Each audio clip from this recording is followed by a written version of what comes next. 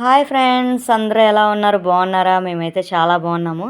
ఈరోజైతే Andhra special curry అండి, గోంగూర కర్రీతో వచ్చానండి.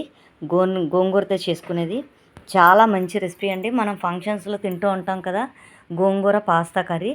ఆ కర్రీ అయితే ఈరోజు ట్రై చేశాను. కర్రీ అయితే సూపర్ వచ్చిందండి. ఇది రైస్లోకి, చపాతీలోకి అయితే చాలా బాగుంటుందండి.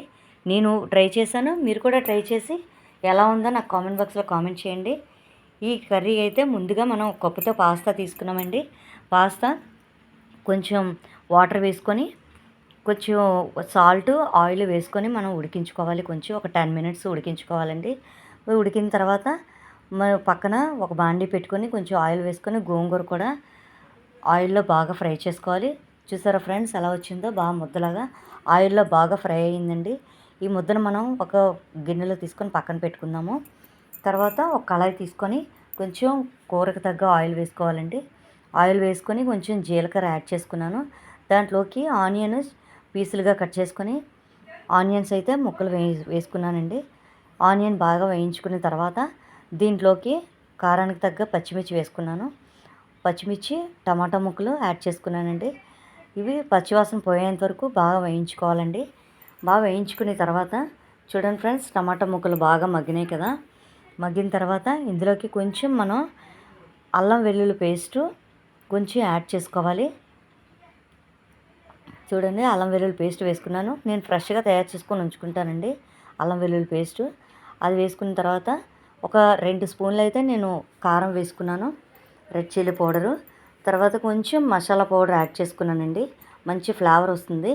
తర్వాత కొంచెం 1 టీ స్పూన్ అయితే పసుపు వేసుకున్నాను. పసుపు తర్వాత కొంచెం మనం రుచి తగ్గ సాల్ట్ వేసుకున్నానండి. సాల్ట్ వేసుకొని బాగా కలయబెట్టుకొని మనం ఒక 5 మినిట్స్ అయితే స్లో ఫ్లేమ్లో మగ్గించుకోవాలి. మగ్గిన తర్వాత మనం ఉడికించుకొని ఉంచుకున్నాం కదా పాస్తా, ఆ పాస్తా అయితే ఇందులో వేసుకొని కొంచెం బాగా ఫ్రై చేసుకోవాలండి.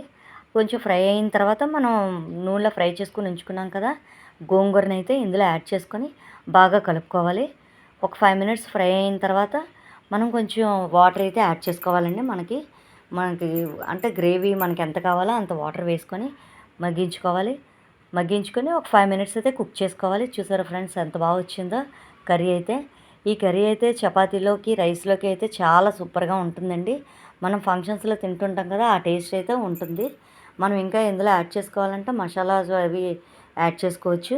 నేనైతే సింపుల్ ప్రాసెస్లో చేశాను, అందరికీ వీలుగా ఉంటుందని.